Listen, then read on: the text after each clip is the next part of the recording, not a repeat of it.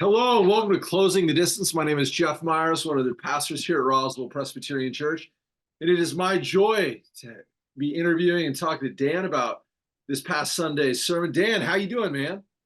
I'm doing all right, although I just mentioned to you, like I tried the spiced Coke and I'm not wild about it, but Was it an accident or was that it intentional? was an accident. I thought it was cherry Coke. I'm good with cherry, even vanilla, but it's the same color bottle as cherry, but I didn't notice the spiced. Sounds gross. I don't know, man. Where did you find it? I haven't even seen that. I was at Kroger, had to grab something real quick. You know, they say about girls, sugar and spice and all things nice, but this is not equate. Well, that's one more thing I don't need to try. Exactly. Well, as we do here at Closing the Distance, we like to have conversations about carbonated beverages, but also about the previous Sunday's sermon. Thank you for bringing the message yesterday, Dan. As you were preparing your sermon, how are you thinking about it, about in terms of prayer?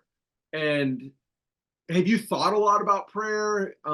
Obviously, I know you're a praying man, but had you thought, I was just interested about your thoughts. Yeah, I mean, we're in this sermon series and we have been studying all these prayers. And so I'm basically in preparation, I just pulled up a whole lot of her prayers. And again, use them.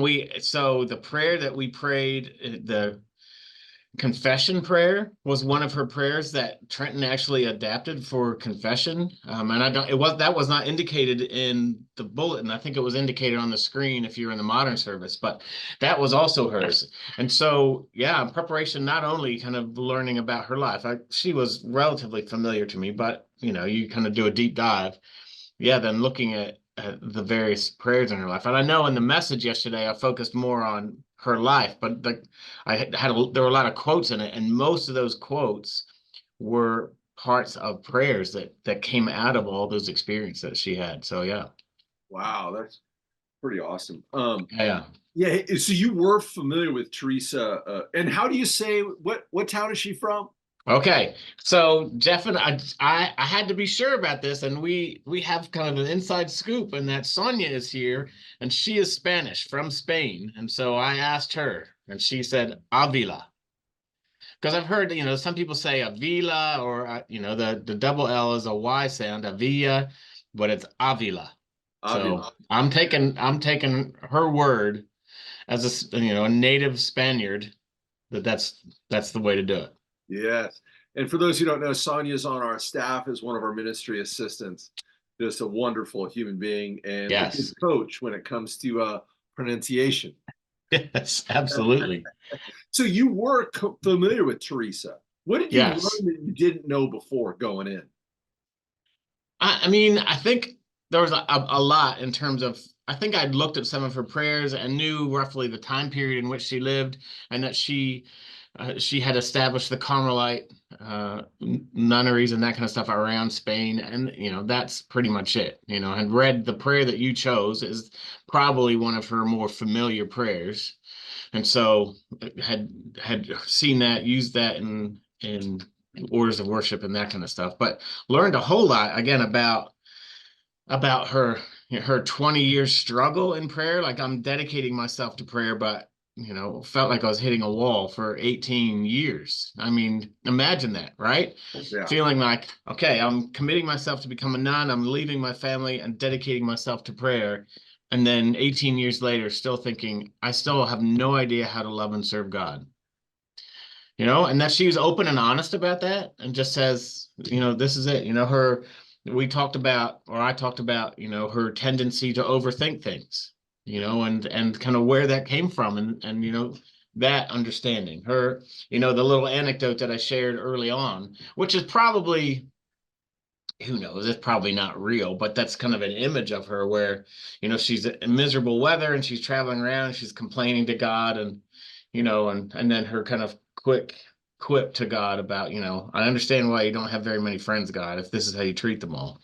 But that just kind of humanized her in a way that I think that's why, whether that story is, true or not, people see her as someone who was very human in that regard. And so those are the things that really stood out to me in all that.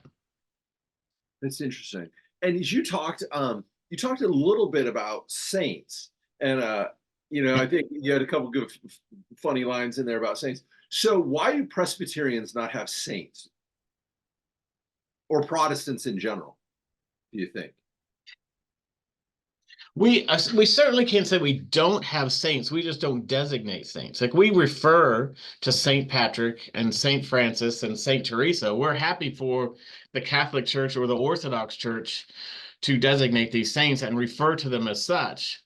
We just, maybe that's Reformed thinking. Maybe it's just uh, a little bit of the tall poppy syndrome, whereas, I don't want to think that anyone's better than me. So, I know that Presbyterian guy down the road and he wasn't really a saint, so I'm never going to nominate him for a sainthood. So maybe there's some jealousy or just kind of understanding that we're all in the same place. And that was essentially what came out of for me in the message yesterday is like we look at these people as saints and we have these highlights, right? These significant prayers. And yesterday was St. Patrick's Day. I mean, he has a whole day to himself. Right? And we think they must have had some astounding or exceptional relationship with God or commitment. And of course they did in some way, but exceptional not in the fact that they were better able to do it than the other human, that they had just decided this was going to be their life. Does that make sense? And so Yep. not exceptional the fact that you and I aren't able to have a similar kind of relationship. And again, that's what I hopefully came back to and just said, they were not saints in their lifetime. And, on that little quip or that little story of St. Teresa, where she's just grumbling and complaining about the bad weather and her car getting stuck, just says she struggled, and Right. she was real. And so I think maybe Presbyterians are like, kind of like the message we have about Jesus early on, oh, isn't he from Nazareth? Can anyone good come from Nazareth? I think that's why Presbyterians maybe don't have saints. Like Mhm. that bozo, he's not a saint. Yeah, yeah, yeah. But who knows? Like I said, maybe Saint Jeff of Atlanta is on the card someday. That'd be great. Well, probably not anytime soon. So who are like, I'm interested, like personally for you, I know you've been really thoughtful about this over the years. Like, who have been kind of saints, if you will, for you personally, like who have been your mentors and kind of modeled the faith?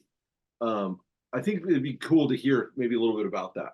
That would be cool, Jeff, except you've already set us up for this is my story, and that's basically my whole sermon. I don't want to give it away now. Okay, give us a deep cut. Give us somebody we may not know of. Right. Uh, Certainly for me, there have been several people all along the way. And again, people who stood out for a variety of reasons in different circumstances or situations. So there's a guy who you'll probably hear about in the sermon. Oh, I haven't written it yet, but more than likely, his name was John Wordsworth, and he was the captain of the Salvation Army chapter that we were kind of connected to in New Zealand for a while, and just an astounding guy. And just the way, he did things. And Lindsay was, when she was here, would get on me about this all the time. But I was like, this is what I learned from this man. So he was a man it was a large church. And, we're always, RPC, any church, you're kind of looking for volunteers, right? Right. We need people to do Sunday school, or we need people to help with whatever. And he was always one who communicated, I'm going to be here doing this. I'd love some people to join me. Mm-hmm. So when I'm not signing you up for anything that I'm not willing to do myself. So again, like I said, Lindsay would come to me like, you're all the time out doing stuff. I said, that's my example, Mm-hmm. and so I'd rather do stuff alongside of people rather than kind of coerce people to do something that I'm going to be over here. You guys go do this work. So he's been a huge example to me. Yeah. And again, there's multiple powerful figures like that in my life, Mm-hmm. not just men, but all sorts of different people at different ages and stages and situations in my own life. And like I said, stick around until I think I'm on April 21st. You might hear more about it. And I mean, this might be hopeful for folks. what is a way that you select somebody to maybe be a mentor or to be a model for you and engage them in that kind of relationship? Do you have any advice for us? So yeah, there's sometimes when I think it's absolutely necessary to be intentional about that, and so there might be. I had a conversation this weekend with a person who will remain unnamed, but who just kind of expressed some challenges, that there, and I just kind of went up to them and said, I really appreciate you sharing that. I just want you to know, here's my phone anytime to help you walk through it and call you. And I even said to them, this is not your pastor speaking. This is a friend, right? Mm. And that's very different. So sometimes they seek you out because they might see something or recognize something you're going through, but sometimes you might be in a situation where, like, man, I could go this alone, but Mhm. there are some things that maybe someone has an outside kind of interpretation, maybe helps see things clearly. We tend to get pretty myopic, and so, or it might be contextual. It might be, I'm starting a new chapter, or I want to learn something about, my prayer life isn't as deep as I'd like it to be, and this person seems to be like someone who has that figured out in a whole lot of ways.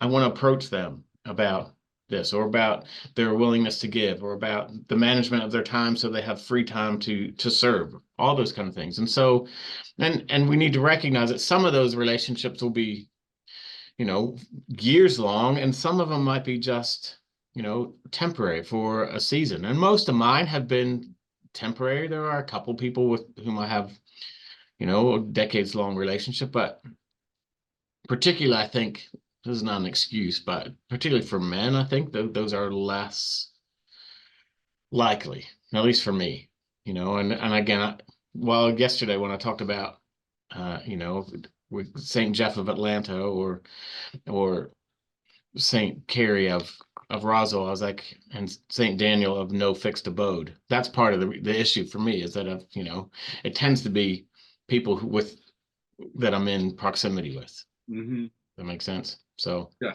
but it is an important thing. And again, I don't think it's something we should take lightly, or just assume then, well, no one's got time for me. Because again, the message for the men's retreat was, Stephen Finkel started with community. Like, this is RPC, or whatever congregation you're part of, or your home group or small group, is community. And we can only be faithful in community. And so Mm. it's important to have these relationships. We see them throughout scripture, that relationship, Paul and Timothy, or Jesus and the disciples, or, Moses and Aaron. There's this kind of community that help in leadership and decision making, in following the path that God has selected for us. Mhm. I don't know Wow. if that really helps, but No, that's yeah. helpful. Um, you did talk. You mentioned just a minute ago that you lived in New Zealand. How long did you live there? 25 years? 17. 17. So, and that was a pretty. When you started your sermon, um, with looking at people's Instagram posts, their exotic travels. I was like, wait a minute, Dan. I was, Exactly. I was having jealousy of you in New Zealand. What are you talking about? Exactly. Yep. Well, that was the whole point. And I think I said that again. Every sermon for me is a little bit different, but I think I said that in one of the times. Like, there might be people here that have looked at me and think the same thing, but you only saw the highlights. And any of those, I didn't take any of those pictures because I don't take pictures. So anything that was on there was stuff that either Cindy or my photographer son took. So that's why they look so good. But All yeah, right. those are the highlights. What I haven't posted in any of those things is, me shopping for groceries, or I just had a flat tire. I didn't take a picture of that and say, oh, I'm fixing my tire, because that's not, well, not anything I want to remember, or it's kind of ordinary, or anything I feel needs to be posted. I've never understood, this is just me being old, all the things that people post. Oh, this is my meal today. Let me take a picture of my breakfast. Like, well, I don't care. But there, it's a thing for whatever reason. But yeah, so yeah, you might have had some jealousy. That's fine. But that's a 3 week period. I had a friend who said, oh, I wish I could live your life. Same thing. And I was like, yeah, but that, you know, that was a 3 week period, and that's it. And you still didn't see there. It wasn't all highlights even there. So Right, right. one of the I actually was today, cracking one up. of I was like, the I people don't think I don't on think he staff meant 10 or commented 11. I about think that it's a message, modern. and Oh, sorry. yeah, What were you saying? I was saying one of our staff, Sarah, commented today that her daughter, that we're constantly comparing our ordinary everyday lives with the highlights that other people post all the time. And again, we might come away feeling I don't measure up. But that's yeah, Yeah, it's a big issue. yeah. And it always was. I think social media just exacerbates that a little bit. Yeah, I was reading some stats that the young people are starting to put their phones down a lot more than their parents. Oh, really? Yeah, yeah. It's almost like they've seen the way it's almost like it's annoying them. And it's like I remember when we used to do Rutledge, which was the Yeah. summer retreat for the youth. I remember asking a bunch of them, I was like, are you bummed out that your cell phone's not going to work out there? They said, oh man, I can't wait to get out there. I put it away and I don't have to think about it for a week. I thought it was really instructive. And I've tried to like get off of Instagram um, pretty much just because not a Well, lot. maybe that's a way to encourage them to drop their phones altogether. Like for a long time, Facebook was a college thing and a trendy thing for young people. And now that our generation are on it, they're bailing. So maybe if we're just on our screens all the time, they'll get rid of the dumb things and not be saddled with them. That'd be It's good. true. We'll set a bad example for them. And Major and Memphis and the future M will just be like, I'm never having a cell phone. I hope not. Although I want to get a hold of them, so maybe not. Right. Um, hey, before we get off, a lot of folks may not know you just published a new book. I You did. Let me grab you it. have a copy? Show us. There it is. Church So, for everybody, or church for church everyone. for everyone. Yep. Church for What's it everyone. about?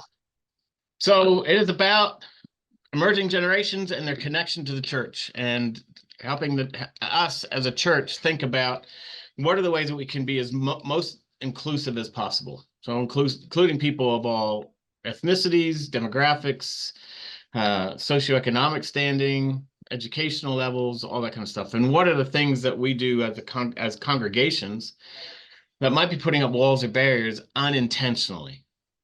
Right? That we don't really know. We just assume this is church. This is how it is. And yet there are some people who might want to be a part of the community that feel like, oh, I don't fit in here. But as the body of Christ, there should be no one that feels like they don't fit in. And Right. so that's essentially what it's about. We've actually had a few podcast interviews and that kind of stuff. And when we get those back, I'll talk to Vicky about someplace that we can post them so people can find out about it. And you and I have talked a bit. We haven't pinned anything down, but I think I'd really like to do a standalone Sunday school class. I know we have kind of designated Sunday school class, but maybe 8-10 weeks in the fall for people to just say, come and let's study this together. I think that'd be Yeah. fun. I think it'd be fantastic. I think a lot of Yeah. people don't know that you published this book. I think that'd be great exposure to kind of a part of your thinking that I think a lot of people haven't engaged with and really could learn a lot. Who's the audience for the book? Depends on who you talk to. Talking to my wife, she says she's reading it for the first time right now. So she's in the midst of it. She saw me, working on it and tried to read the dissertation that it was based on, and she bailed. So, but the book, I mean, anyone who's interested in the church and their specific congregation and wanting to include particularly those in emerging generations, but also, hopefully seminary students, pastors, elders, people that are trying to think broadly and strategically about the future of the church, capital C, but also individual congregations. Okay. Well, I look Yep. forward to reading it and learning about all you've been thinking about it because it's a lot of content in there. There's a fair amount. Yep. Yep. Good for I'm you. glad it's over, that's for sure. Somebody asked me, so that it's available on Kindle, but it's also available in audiobooks. Oh, Did you read So, it? I mean, people wanted to buy it. You can find it on Amazon audiobooks, and you can purchase it and then listen to it in the car. And so apparently that's not standard. Like that doesn't happen with all books, but the audiobooks people are like, oh, we want this one. And so they reached out to me and the co-author and said, do you guys want to read it? And I said, absolutely not. I am kind of sick of this material. Yeah. But so yeah, so someone else, some professional audiobook guy reads it, but that's another way. I forget how long it is. I think it's maybe 6 hours of listening time in audiobook. So That's not too bad. That's no, great. it's not bad at all. And again, if you got an hour commute every day or whatever, not too bad. So Knock that out pretty quick. yeah. Wow, that's awesome, Dan. Well, do you have any recommendations for us? Anything we need to be watching, listening to, reading? Well, this weekend it all starts, right? So Thursday, you got to get brackets in if you're into March Madness at all. Men's and women brackets are available right now. Go Vols. Although they kind of tanked in the SEC tournament, so who knows what's going to go on there, but Yeah, it's really a crapshoot. I mean, it's it hard to always know who's is. on whose team, and everybody seems no one can hold on to the number one spot. It's just going to be there'll be a lot of upsets, I think, this year. Yeah. Yeah. Well, that'll be fun. Well, we'll get our brackets in for folks so they know we do have a staff bracket. There'll be a lot of trash talking around the office here in loving terms. You don't have the trophy, do you? It'd be nice to say this is what I don't it's have all it. about. I've never won. I'm terrible at picking games, I guess. I mean, again, it's kind of a lot of luck in a whole lot of ways because there's always those Cinderella teams that go a long way, and you think yeah, For sure, for yeah. sure. All right, Dan. Well, thank you. Thanks for closing the distance. Thanks for everybody for tuning in. We look forward to seeing you soon, and we'll be back up next Tuesday. Take care, Dan. All righty, thank you. See you, brother. All right, bye.